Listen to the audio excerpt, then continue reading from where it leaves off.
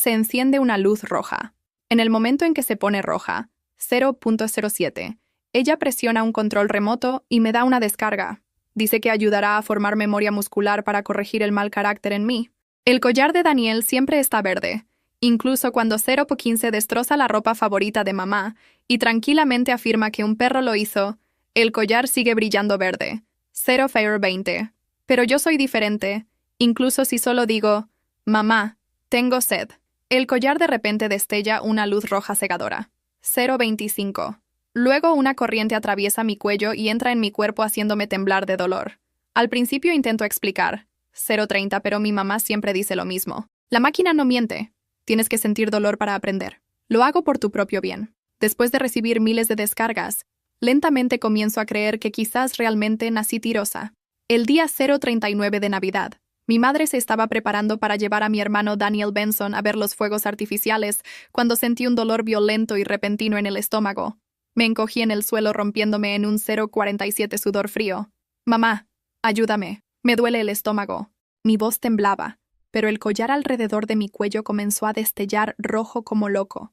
Mamá se paró sobre mí mirándome hacia abajo sin un 0.55 rastro de emoción. Subió la descarga al nivel más alto, así que ahora finges estar enferma solo para ir a ver los fuegos artificiales con nosotros. ¿Cómo puedes siquiera pensar en hacer semejante espectáculo falso? Es 1.04 repugnante. Eres verdaderamente podrida hasta la médula. Agarró a Daniel y se fue. La puerta se cerró de golpe y el estruendo me hizo zumbar los oídos. No pude evitar pensar que tal vez ella, 1.11, tenía razón. Como el collar estaba destellando rojo, significaba que realmente no podía estar sintiendo dolor. Debía ser solo yo, fingiendo ser digna de lástima e intentando llamar la 1.19 atención otra vez. No podría estar más arrepentida, mamá. Si hubiera una próxima vida, definitivamente intentaría convertirme en una persona más honesta. 1.25. Duele. El dolor me hacía temblar por completo. Arañé el suelo dejando marcas de uñas atrás. Justo entonces el pomo de la puerta giró de repente. Un destello de esperanza brilló en mis ojos. Mamá 1.33 volvió. Como era médica, debía haber notado que algo estaba mal conmigo. Debía haber vuelto para salvarme. 1.37. Todavía no has terminado con tu actuación. Los fuegos artificiales están a punto de comenzar. Dani ya se está impacientando. De pie en el umbral parecía molesta. Mamá, usando el último poco de fuerza que me quedaba para hablar, extendí una mano hacia ella. 1.46. Realmente duele. Se siente como si mis intestinos estuvieran siendo desgarrados. Ella miró la luz roja que destellaba locamente en mi collar antes de agacharse a mi lado. Agarrándome el mentón, espetó con enojo. Irene Benson. 1.56.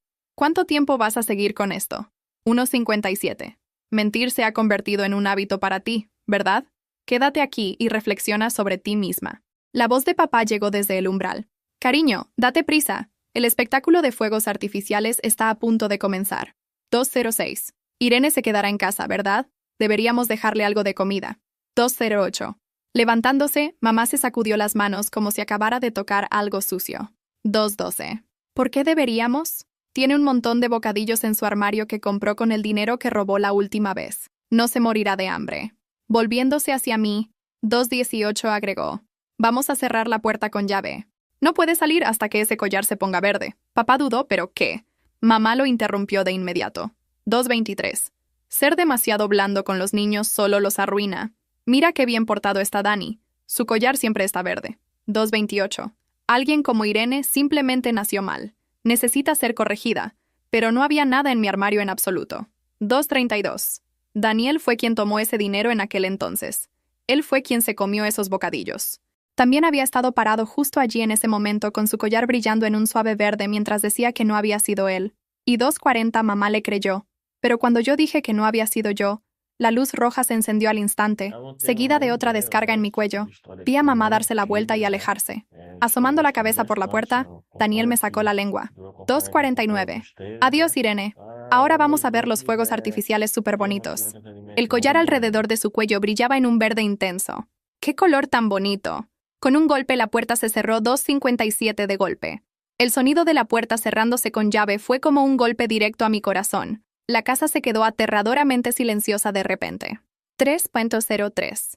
Era la única que había quedado en casa con el estómago doliéndome como si me lo estuvieran cortando.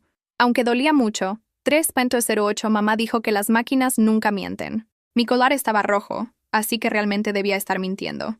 No me dolía.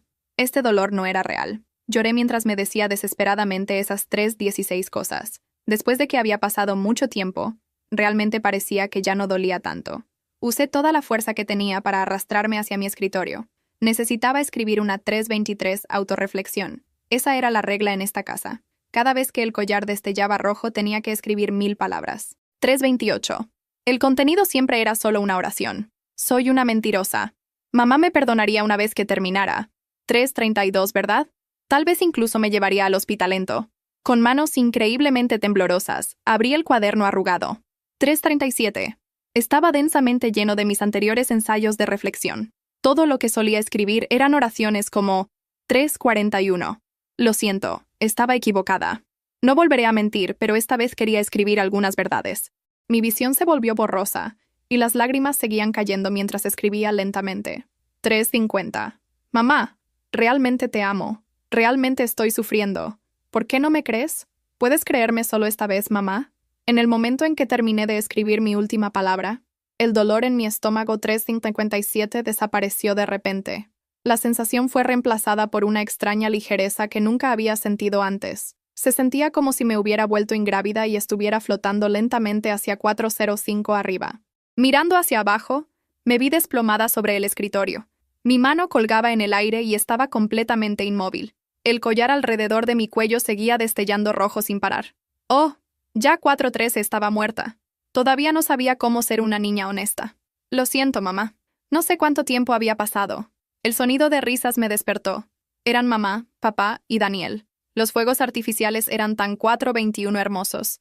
Ese de la cara sonriente era especialmente adorable, igual que nuestro Dani. Mamá sonaba genuinamente feliz, y nunca antes la había escuchado usar un tono tan suave. Flotando en el 4:29 aire, observé cómo se abría la puerta principal. Instintivamente me acerqué a ellos, lista para hacer lo que siempre hacía, que era saludarlos con agua. Ese impulso de complacerlos ya era 4:36 prácticamente parte de mí. Mamá. Extendí los brazos queriendo abrazarla. Ya no duele. Seré buena de ahora en adelante. Por favor, no te enojes conmigo más. 4:42. Pero mis manos la atravesaron directamente, como si estuviera hecha de nada. Mamá se estremeció abruptamente. 4:46 frunció el ceño y preguntó, ¿por qué hace tanto frío aquí? No encendimos la calefacción. Miré mis manos translúcidas. Oh, cierto. Estaba muerta. Los muertos no podían tocar a los vivos. 4:53. Papá dijo casualmente, ve a ver cómo está Irene. No ha salido a comer. No podemos dejarla pasar hambre de verdad. 4:58. Miré a mamá con esperanza. Si descubriera que estaba muerta, estaría triste. Sentiría remordimiento. Soltando un resoplido frío, mamá se dirigió hacia mi habitación. Si se muere de hambre, es 5:05 su culpa. Fingió estar enferma solo para llamar la atención. Eso es lo que pasa cuando la mimamos demasiado. Cuando abrió mi puerta, notó que las luces estaban apagadas. Con la ayuda de la luz que se derramaba desde la sala de estar, 5:14 me vio desplomada sobre mi escritorio. 5:15 inmóvil como si estuviera dormida. Se quedó allí con los brazos cruzados, con sarcasmo espeso en su voz. Ah, ¿estás tumbada ahí? ¿Crees que actuar lastimosamente hará que te lleve a la cama? Irene, tienes 10 años. Ya no eres una niña de 5 años. De pie a su lado. 5:26. Grité desesperadamente. ¡Mamá! ¡No estoy actuando! ¡Ya estoy muerta! ¡Solo tócame! 5:29. Mi cuerpo ya está frío al tacto, pero ella no podía oírme. Solo creía lo que quería ver. Papá miró desde el umbral. 5:34. Deberíamos llevarla a su cama. Es invierno. Se resfriará. Mamá lo interrumpió al instante. ¿Por qué deberíamos? Los niños de hoy en día están simplemente mimados. Hasta los expertos lo dicen. Este tipo de 5:42 comportamiento necesita ser corregido con frialdad. Tiene que darse cuenta de su error por sí sola. Señaló la luz roja de mi collar. ¿Ves esto? Todavía está rojo. Eso significa que todavía está 5:50 actuando por dentro. No ha reflexionado en absoluto. Es suficiente. Vamos a dormir. Todavía tenemos que visitar a mis padres mañana. Se dio la vuelta para irse, cerrando la puerta detrás de ella y echando la llave, flotando junto a mi 5:59 cuerpo. Miré fijamente la luz roja brillante en la oscuridad.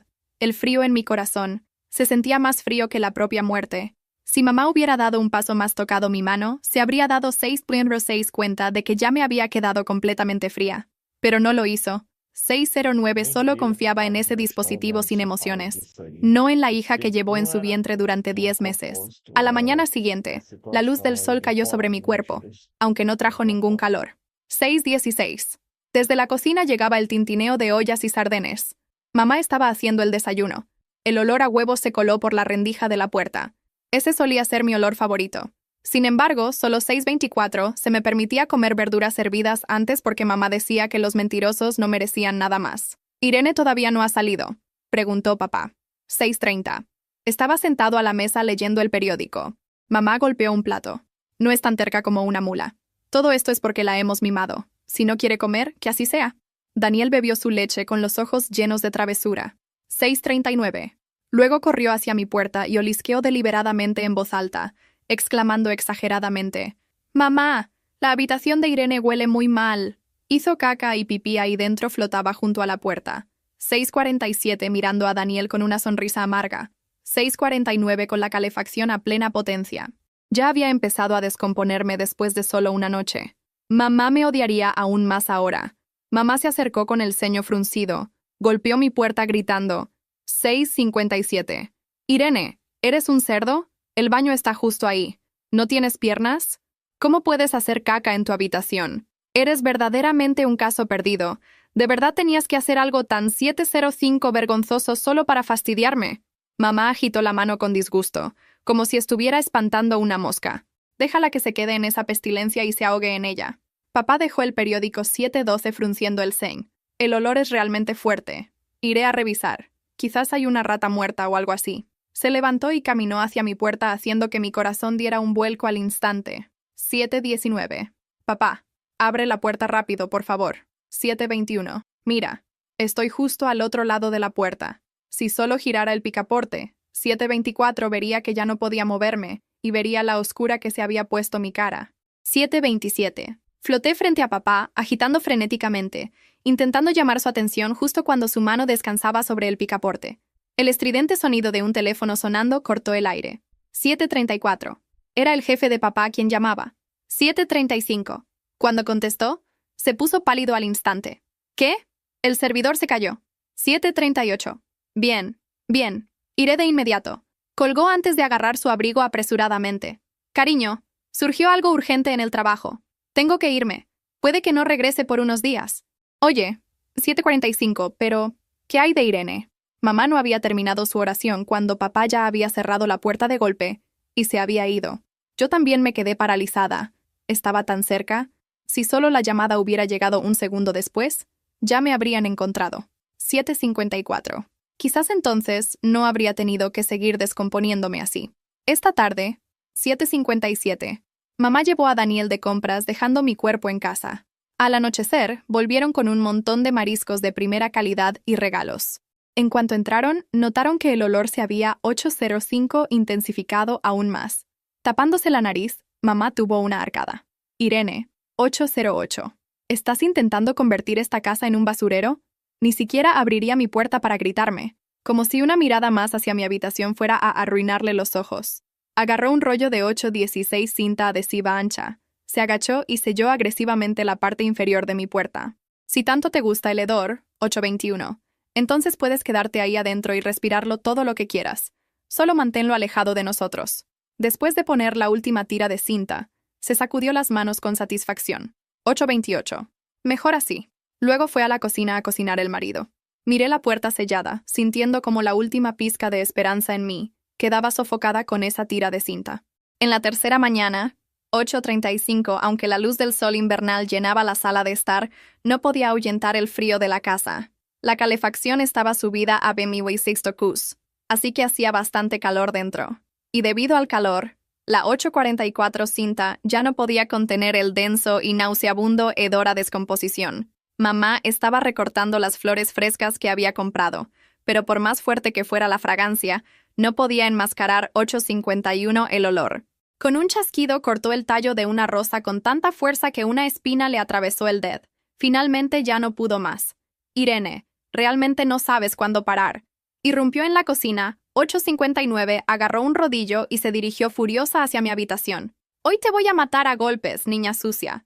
Claramente las descargas no son suficientes. Necesitas sentir dolor real. Flotaba frente a 907 ella, mirando su cara retorcida mientras intentaba desesperadamente bloquear su camino. No entres, mamá. No puedes. 912. Estoy horrible. Ya me estoy descomponiendo. Te va a impactar. 915. Incluso si no me amaba.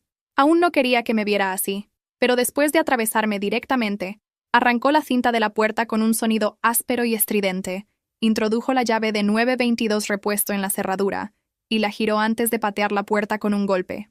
Nunca imaginé que llegaría el instante en que otra persona observara lo que aquel cuarto ocultaba. Pero requiero que conozcas lo sucedido después, porque tal vez existe alguien en algún lugar que necesita oír que no siempre el mutismo es responsabilidad del que guarda silencio. La entrada se abrió bruscamente. El aire que salió de mi cuarto era espeso, cargado, casi tangible. Mamá retrocedió un paso de forma instintiva con el rodillo aún en la mano, los nudillos pálidos de tanto sujetarlo. El aroma la impactó antes de que sus ojos pudieran asimilar lo que contemplaban. Se llevó el reverso de la mano a la nariz, parpadeando con rapidez, como si pestañear más veces pudiera modificar lo que tenía enfrente. Yo flotaba detrás de ella, incapaz de mirar. No deseaba ver mi propio cadáver desde ese punto. No deseaba ver cómo había quedado tras 3 días de calefacción a 26 OC, pero tampoco podía marcharme. Algo me sujetaba allí, como una soga invisible ligada a ese espacio, a esa cama, a ese collar que continuaba parpadeando rojo sobre lo que restaba de mi cuello. Mamá no chilló. Eso fue lo primero que me asombró. No chilló. No solicitó una ambulancia. No se desplomó de rodillas.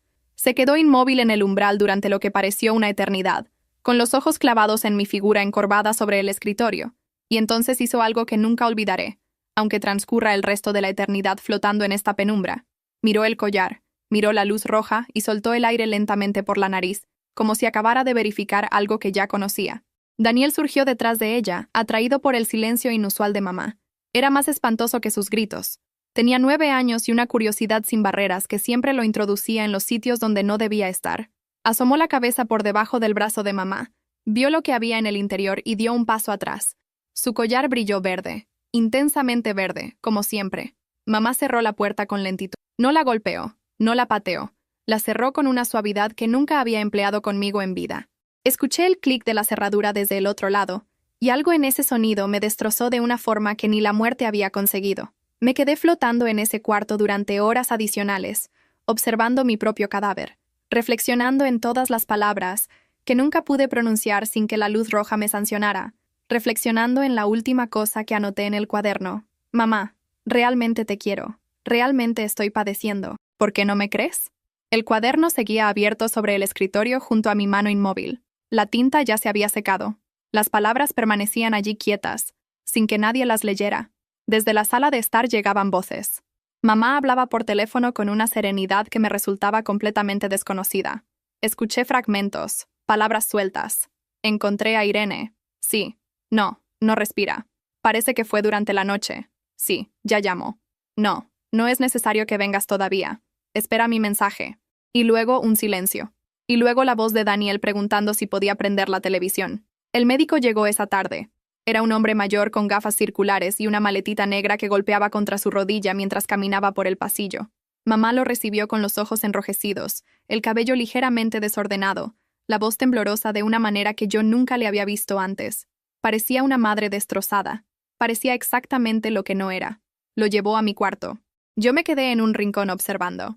El médico examinó mi cadáver con gestos profesionales y cuidadosos. Levantó mi muñeca, revisó mis ojos, anotó algo en un cuaderno pequeño, luego se incorporó y miró el collar alrededor de mi cuello con una expresión que no supe descifrar del todo. Era algo entre confusión y reconocimiento, como si ya hubiera visto ese aparato antes o algo similar. ¿Cuánto tiempo llevaba usando esto?, preguntó señalando el collar con el bolígrafo sin tocarlo. Mamá se aclaró la garganta. Desde pequeña. Es un aparato educativo para corregir conductas. Lo recomendó un especialista. El médico no dijo nada. Anotó algo más. Mamá agregó casi demasiado rápido. Era una niña muy complicada, muy propensa a la fantasía, a inventarse cosas. El médico asintió sin levantar la vista del cuaderno. Floté hasta quedar a su lado mirando lo que escribía, pero desde mi ángulo no podía leer las letras. Solo veía el movimiento del bolígrafo, acompasado y deliberado, como el de alguien que está registrando algo importante con mucho cuidado. Antes de irse, el médico se detuvo en el umbral y le dijo a mamá con una voz completamente neutral: voy a necesitar hacer algunas llamadas. El proceso puede tomar unos días. Mamá asintió. Claro, lo que necesite. Somos una familia cooperadora. El médico la miró un segundo más de lo necesario antes de bajar la vista y salir. Esa noche mamá entró sola a mi cuarto. Dejó la puerta entreabierta como si temiera que el olor la atrapara si la cerraba del todo. Se sentó en el borde de mi cama, que llevaba días sin ser usada, y miró mi cadáver en el escritorio sin decir nada durante mucho tiempo. Yo estaba en el otro extremo del cuarto observándola desde las sombras del techo. Entonces habló. No para mí. Creo que ni siquiera era consciente de que yo podía escucharla. Era más como pensar en voz alta. El tipo de monólogo que la gente tiene cuando cree que está completamente sola. Sabía que algo estaba mal. Dijo esa noche cuando volvimos de los fuegos artificiales. Pero el collar decía que mentías. La máquina no miente. Hice una pausa enorme. Ella también. Su respiración era lenta y controlada. La máquina no miente, repitió. Pero esta vez sonó diferente. Sonó como una pregunta. Me acerqué a ella sin hacer ruido, aunque el ruido ya no era algo que yo pudiera generar. Me puse justo frente a su cara y la miré. Sus ojos estaban secos. No había lágrimas. Solo esa expresión que yo conocía también, esa mezcla de rigidez y cálculo que siempre me había hecho sentir que no era su hija, sino un problema que resolver. Pero debajo de eso, muy debajo, había algo más. Algo que nunca había visto antes. Algo que se parecía mucho al miedo. Los días siguientes fueron extraños. Vinieron personas a la casa, algunos con uniformes, otros con trajes. Hablaban con mamá en voz baja en la sala de estar mientras Daniel se quedaba en su habitación con los auriculares puestos, ajeno a todo o fingiendo estarlo. Su collar seguía brillando verde, siempre verde. Me pregunté no por primera vez si Daniel sentía algo, si detrás de esos ojos traviesos y esa sonrisa de costado había alguna grieta, algún lugar donde el peso de lo que pasaba en esa casa le dejaba una marca. Una mañana, uno de los hombres del traje pidió ver el aparato, el collar. Mamá lo trajo desde mi cuarto dentro de una bolsa de plástico transparente. Lo dejó sobre la mesa del comedor con una naturalidad que me heló, aunque el frío ya no me afectara de la misma manera. El hombre lo examinó durante varios minutos. Luego preguntó, ¿dónde consiguió esto? Mamá respondió sin dudar, un especialista en conducta infantil. Hace años el hombre asintió despacio. ¿Tiene documentación? Mamá fue a buscarla. Mientras esperaban, el hombre se quedó solo en el comedor con el collar frente a él. Yo me acerqué. Miré el dispositivo desde cerca, quizás por primera vez sin el terror de tenerlo puesto. Era más pequeño de lo que recordaba, más ordinario. Solo un pedazo de plástico negro con un sensor diminuto y una luz LED. Nada que justificara todo lo que había determinado sobre mi vida. Nada que explicara por qué su brillo rojo había tenido más autoridad que mi propia voz. El hombre sacó algo del bolsillo. Un aparato pequeño rectangular. Lo acercó al collar y presionó un botón. La pantalla mostró números. El hombre frunció el ceño, anotó algo y cuando mamá volvió con los papeles, guardó el aparato sin decir nada. Fue en ese momento cuando empecé a entender que algo en esa historia no encajaba del todo. Y no era solo mi muerte. Era algo anterior. Algo que había estado frente a mis ojos todo el tiempo, brillando en un color que yo había aprendido a temer sin cuestionarlo nunca. Pasaron varios días más. En algún momento trajeron a una mujer con una carpeta gruesa y una expresión seria, pero no cruel. Habló con Daniel a solas durante casi una hora en la sala de estar. Yo me quedé cerca, flotando junto a la estantería llena de libros que nadie leía escuchando.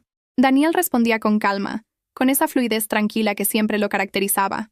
Contó que yo era complicada, que mentía mucho, que mamá hacía lo que podía, que el collar era para ayudarme.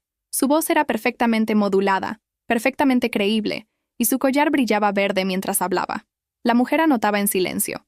Cuando Daniel terminó, ella cerró la carpeta, lo miró un momento y dijo, «Gracias, Daniel. Puedes ir a tu habitación». Y justo cuando él se levantaba, ella agregó, casi como si fuera un pensamiento secundario, «¿Sabes cómo funciona el collar?» Daniel se encogió de hombros. «No mucho. Solo sé que detecta mentiras». La mujer asintió.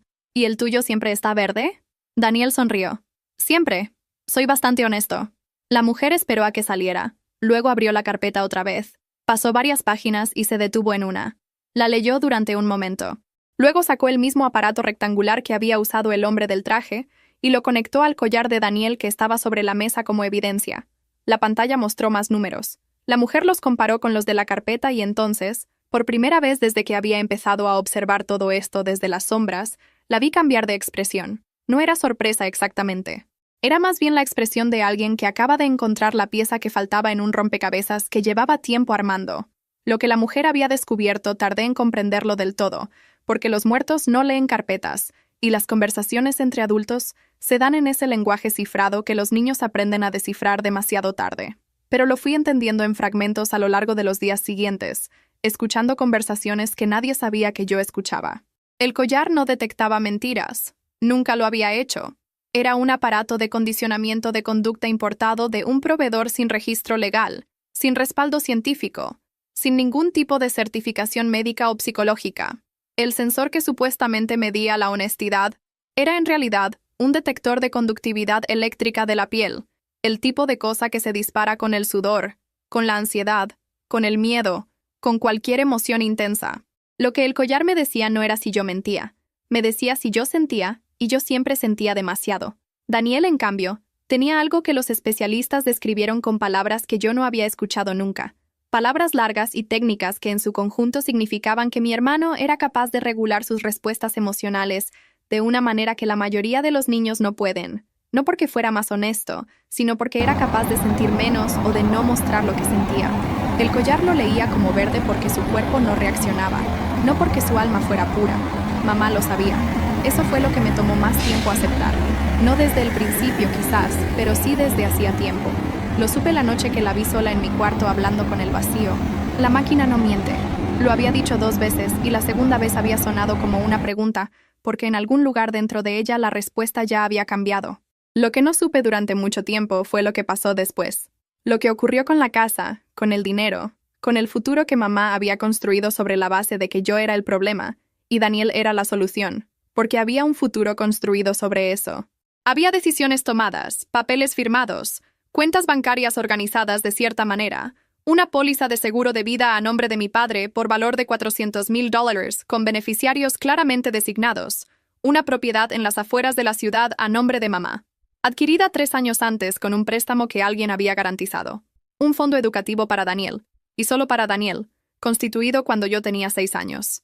Nada de eso salió a la luz de golpe. Salió en fragmentos, en conversaciones que se filtraban por las paredes de esa casa mientras yo seguía flotando entre sus habitaciones, sin poder irme del todo, como si la verdad me retuviera hasta que alguien más la viera. La mujer de la carpeta volvió varias veces. Trajo a otras personas.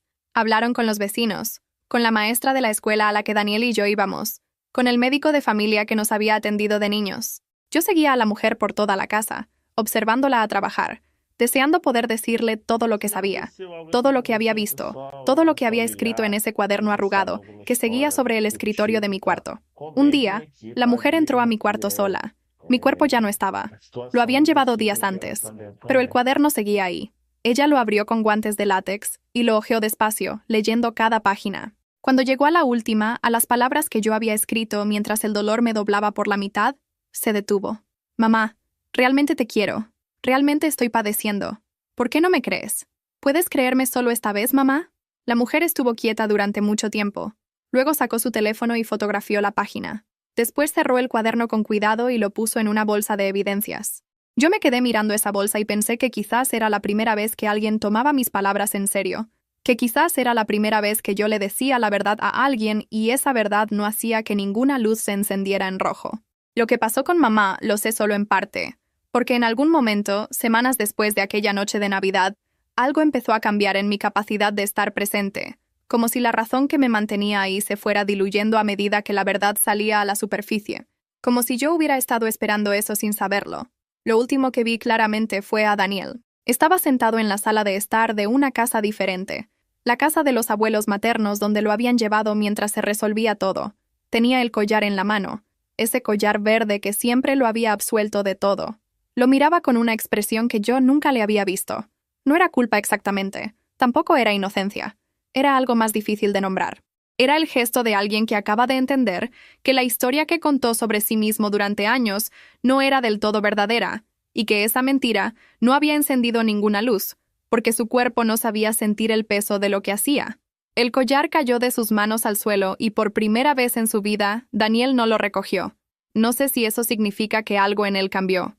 No sé si los niños como Daniel cambian o si simplemente aprenden a contar historias diferentes sobre lo que son. No soy psicóloga.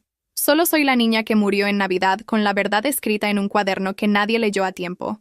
Lo que sí sé es que el collar nunca detectó mis mentiras. Detectó mi corazón, y mi corazón siempre estuvo encendido.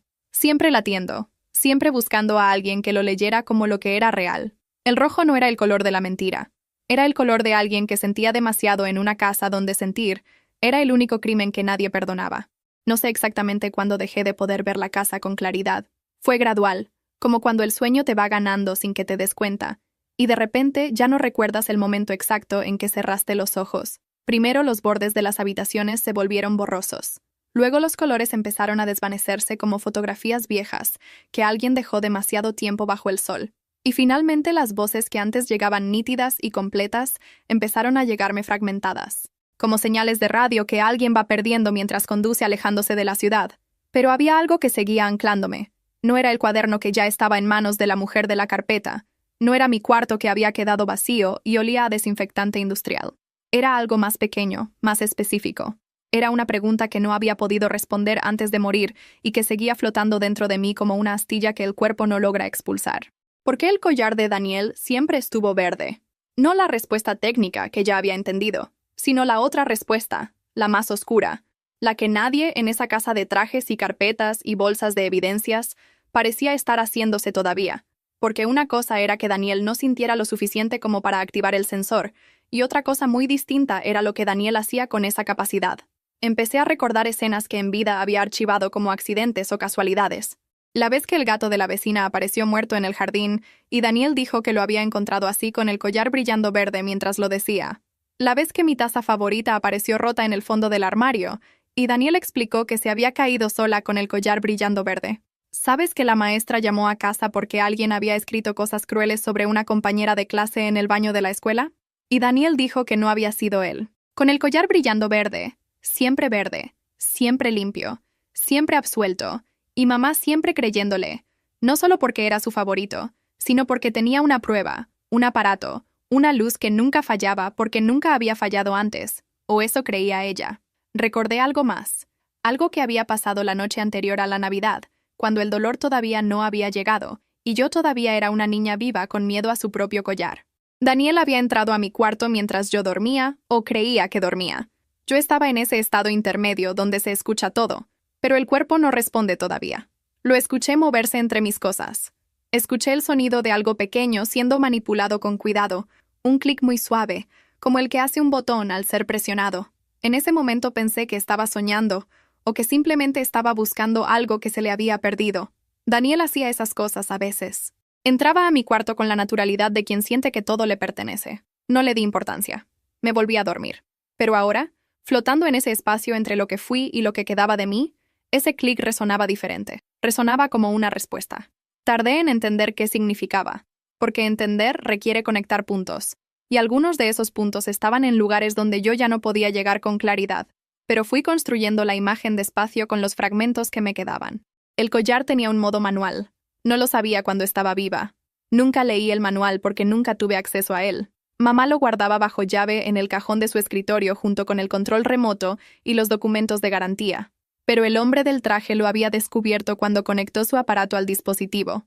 Había un modo manual, una función secundaria que permitía activar la luz roja desde el exterior sin que el sensor interno registrara nada.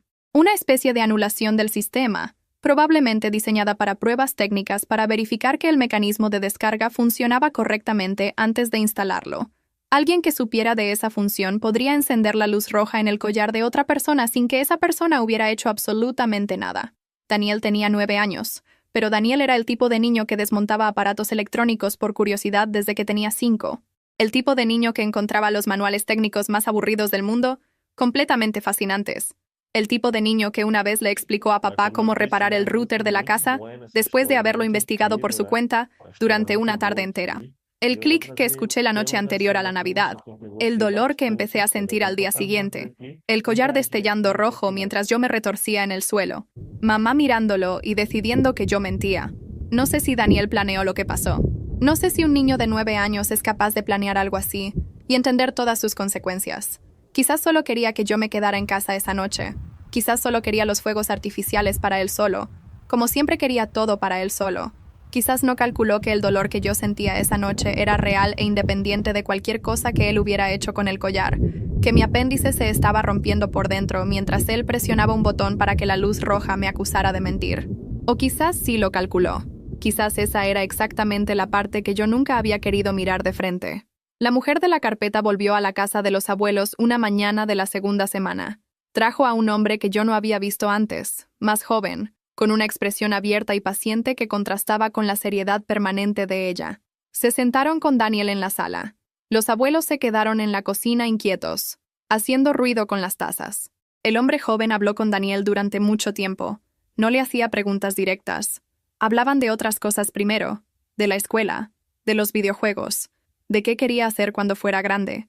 Daniel respondía con esa fluidez suya, con esa calma que siempre había parecido madurez, pero que ahora yo leía de otra manera.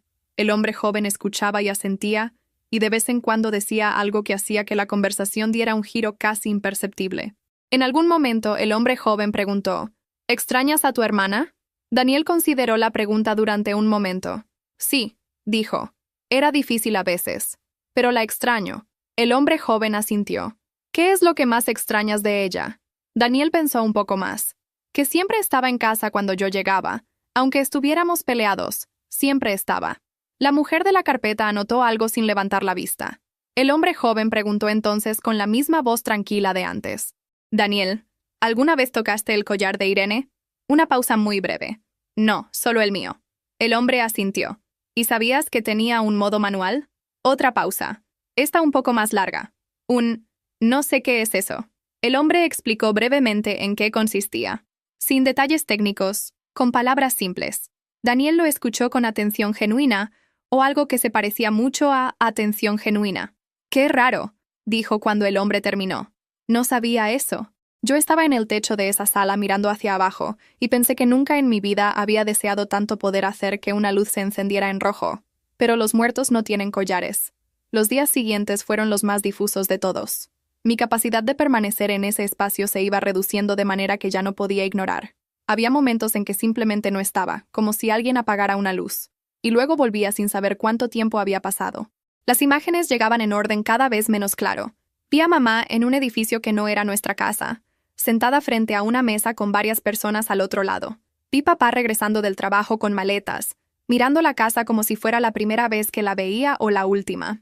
Vi a los abuelos con Daniel en un parque, los tres sentados en un banco sin hablar, con el sol de invierno pegando de lado. Y vi algo más, algo que no esperaba ver. Vi a la mujer de la carpeta en el pasillo de un edificio de oficinas hablando con alguien por teléfono, con una urgencia que no encajaba con su expresión habitual. No pude escuchar la conversación entera, solo fragmentos. El dispositivo modificado desde fábrica. No es el único caso, al menos 4 familias, los mismos collares, los mismos patrones. Me quedé paralizada en el aire procesando eso. No era el único caso.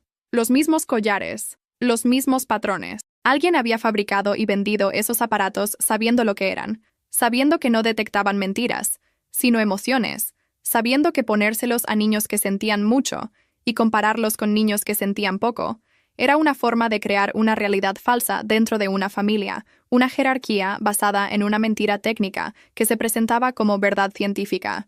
Y había 4 familias que los habían comprado. 4 familias que habían organizado su mundo alrededor de esa luz roja y esa luz verde.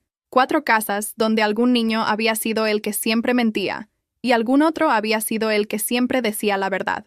4 historias que probablemente no terminaron todas igual que la mía, pero que tampoco terminaron bien porque no podían. Pensé en el especialista en conducta infantil que mamá había mencionado cuando el hombre del traje le preguntó de dónde había sacado el aparato. Pensé en que había papeles, documentos, una garantía. Alguien había montado algo lo suficientemente elaborado como para parecer legítimo, lo suficientemente legítimo como para que una madre, una mujer con educación y título, y años de formación lo comprara sin cuestionarlo demasiado. O quizás sí lo cuestionó. Quizás en algún momento, años antes, tuvo una duda y la apagó, porque el aparato le daba lo que necesitaba, que no era la verdad, sino una justificación, una razón externa, técnica, irrefutable para creer lo que ya había decidido creer, que yo era el problema, que Daniel era la solución, que el amor tenía condiciones y yo nunca lograba cumplirlas. Lo último que recuerdo con claridad no es un momento dramático, no es una revelación, ni una confrontación, ni una escena que parecería importante si la vieras desde afuera. Es algo mucho más pequeño. Es Daniel, solo en la habitación que le habían asignado en la casa de los abuelos, sentado en el suelo con la espalda contra la cama mirando el techo. No hacía nada, solo miraba el techo. Y en su muñeca, donde a veces llevaba el collar cuando no estaba en el cuello, no había nada. Solo la piel, solo la marca suave que deja algo cuando lo has llevado puesto durante demasiado tiempo y de repente ya no está. No sé qué pensaba Daniel en ese momento. Nunca lo supe ni cuando estaba viva. Esa era quizás la verdad más incómoda de todas, la que más trabajo me costaba sostener. Que Daniel era un misterio para mí, que yo lo había mirado durante años buscando crueldad o maldad o algo que explicara todo. Y a veces lo encontraba o creía encontrarlo. Pero otras veces solo encontraba a un niño que tampoco entendía del todo lo que pasaba a su alrededor. Un niño criado en la misma casa que yo, respirando el mismo aire, aprendiendo las mismas reglas, solo que él salía ganando con esas reglas y yo perdiendo. Y eso lo hacía más cómodo para quedarse dentro de ellas. ¿Es eso maldad? ¿O es simplemente lo que hacen los niños que todavía no son suficientemente humanos como para elegir de otra manera? No tengo respuesta, y desconfío de cualquiera que diga que sí la tiene. Lo que sí sé, lo último que sé con certeza antes de que todo se vuelva demasiado difuso para contarlo, es que el cuaderno llegó a manos de alguien que lo leyó entero. No la mujer de la carpeta, que lo fotografió con guantes y lo guardó como evidencia, sino alguien más, una mujer más joven, con el cabello recogido y una expresión que mezclaba el agotamiento con algo que se parecía mucho a la rabia contenida. Una de las personas que trabajaba en el caso, supongo, aunque no sé exactamente qué función tenía. La vi leer el cuaderno en una sala pequeña con luz artificial. Lo leyó de principio a fin, sin saltarse nada, sin tomar notas, solo leyendo. Y cuando llegó a la última página, a mis últimas palabras, se detuvo un momento largo. Luego cerró el cuaderno, lo dejó sobre la mesa y se quedó mirando la pared. No lloró, pero había algo en su mandíbula, en la forma en que apretaba los labios, que decía que el no llorar le estaba costando algo. Y yo, desde ese espacio cada vez más estrecho donde todavía existía, sentí algo que no sabía que los muertos podían sentir. Me sentí creída, no salvada, no justificada, no vengada, solo creída, como si alguien hubiera tomado todo lo que yo fui, toda la verdad que intenté decir y que siempre encendía la luz equivocada, y finalmente la hubiera sostenido con cuidado en las manos sin dejarla caer. Eso fue suficiente para que algo en mí se soltara. Algo que había estado tenso desde la noche de Navidad, desde mucho antes de la noche de Navidad, desde años antes, desde la primera vez que el collar se puso rojo, y mamá me miró como si acabara de confirmar algo que siempre había sospechado. No sé qué hay después de que ese algo se suelta. No sé si hay algo. Quizás solo hay silencio. Y el silencio no es tan terrible como pensaba cuando estaba viva. Y lo que más temía era quedarme sin voz. Quizás el silencio es simplemente el sonido de una luz que por fin deja de parpadear. Y por primera vez en mi vida, o en lo que sea que esto es, el color que veo no es rojo. Pero el silencio no duró.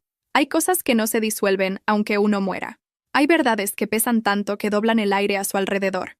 Y cualquiera que pase cerca las siente aunque no sepa nombrarlas. Yo lo aprendí flotando por esa casa durante días, observando cómo la gente caminaba por los mismos pasillos que yo había caminado y se detenía sin razón aparente. Miraba hacia un rincón vacío, fruncía el ceño, seguía adelante.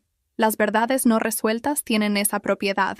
Se quedan, esperan. Y la verdad más grande de todas, esperando. La encontré una noche tarde, cuando la casa de los abuelos estaba completamente en silencio y Daniel llevaba horas dormido. Fue como si algo me jalara hacia su habitación, no con violencia, sino con la insistencia suave de algo que necesita ser visto antes de que sea demasiado tarde.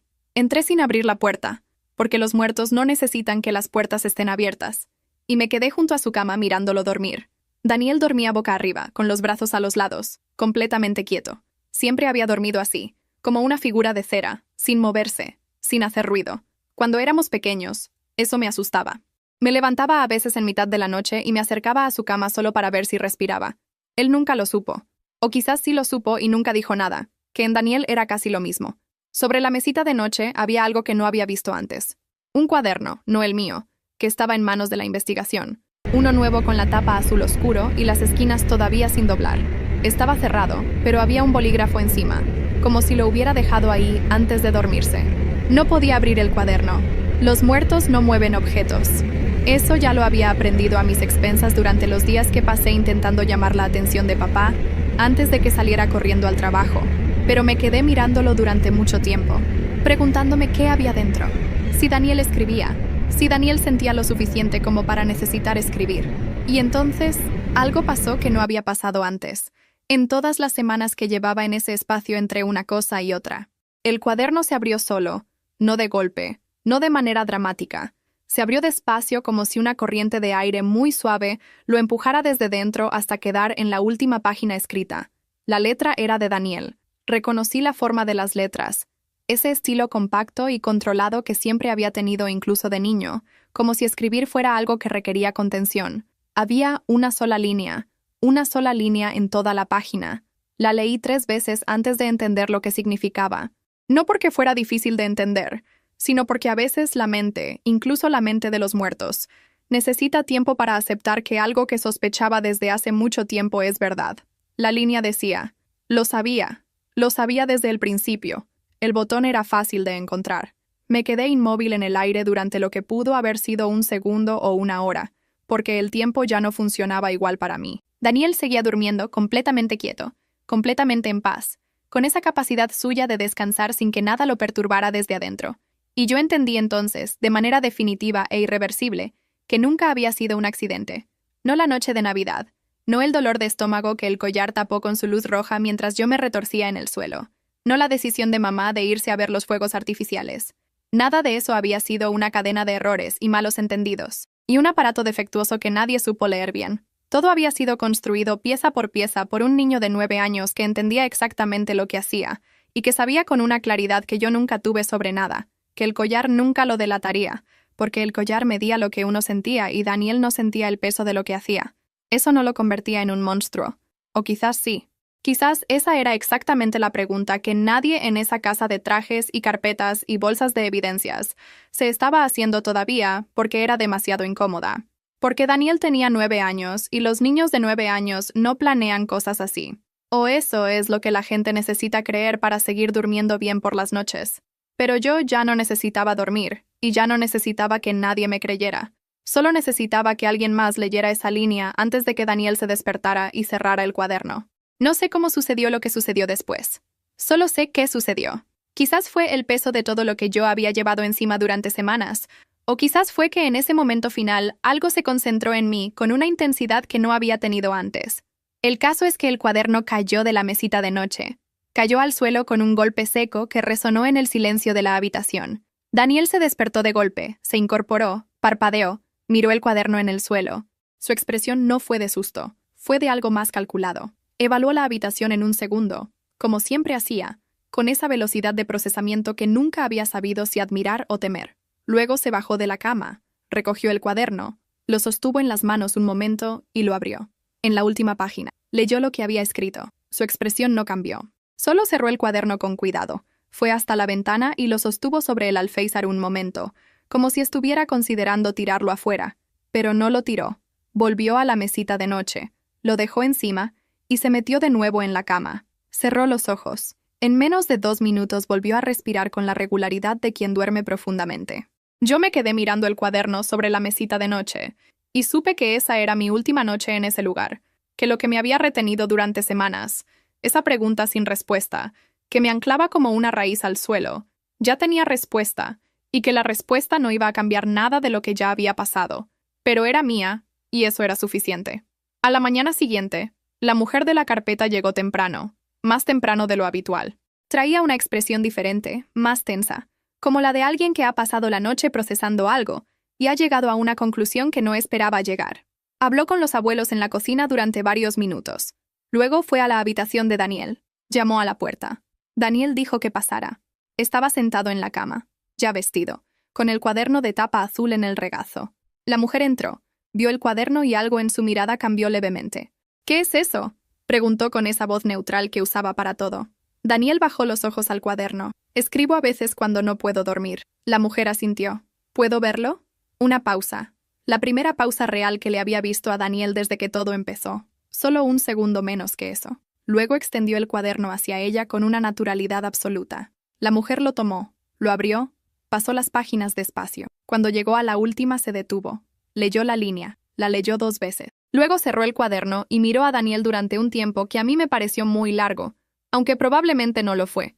Daniel le sostuvo la mirada sin ninguna dificultad, con esa calma suya que el collar siempre había leído como honestidad, y que yo ahora leía como algo que no tenía un nombre fácil. ¿Tú escribiste esto?, preguntó la mujer. Daniel asintió. ¿Qué significa?, preguntó ella, aunque su voz decía que ya sabía lo que significaba. Daniel consideró la pregunta un momento, con esa expresión de alguien que está eligiendo palabras con mucho cuidado.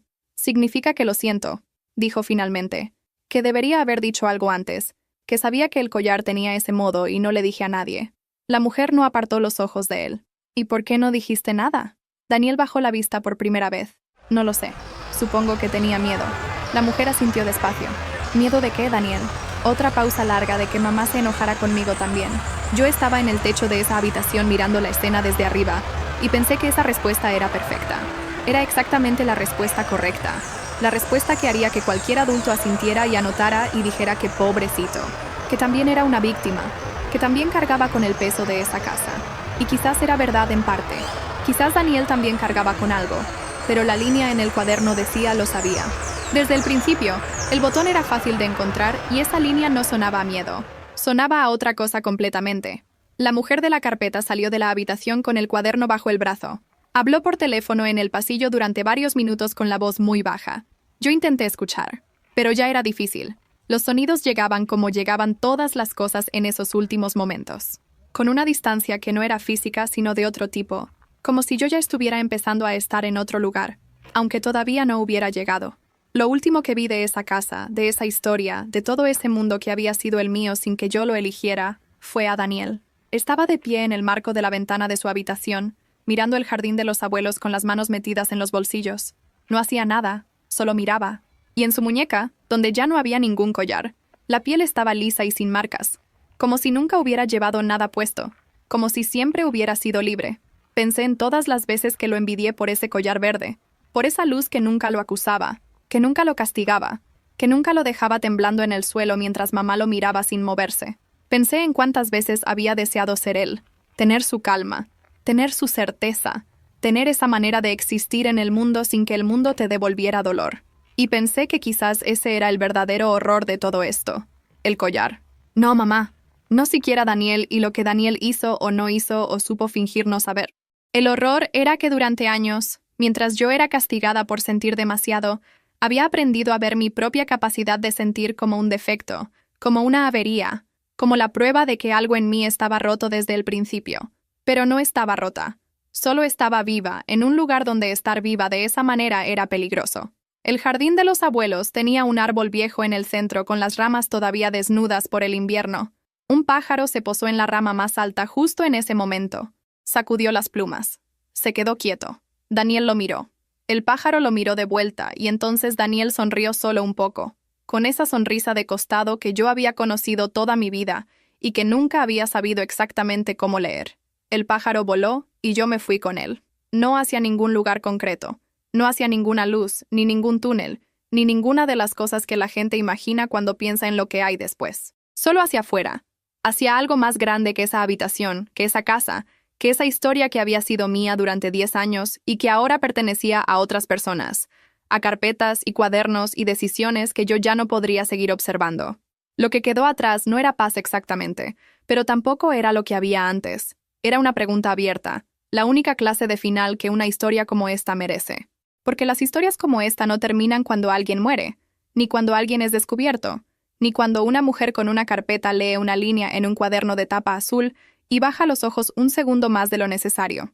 Terminan, si es que terminan, en el momento en que alguien decide qué hacer con lo que sabe, y eso todavía estaba por verse.